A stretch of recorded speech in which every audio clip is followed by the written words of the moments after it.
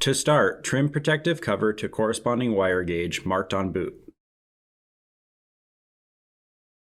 Split wire at least 6 inches, then insert red wire through protective cover's side marked positive, and black wire through side marked negative.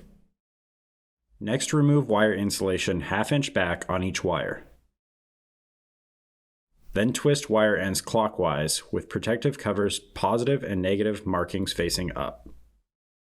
Slide connector pins onto twisted wires with tabs facing down, then crimp in place.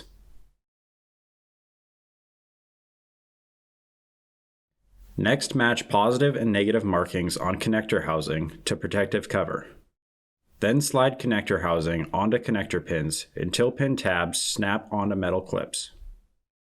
Lightly tug to confirm tabs are engaged. With connector pins engaged, slide connector housing onto protective cover until ends are flush. Repeat process on remaining wire while considering polarity of assembled flat connector.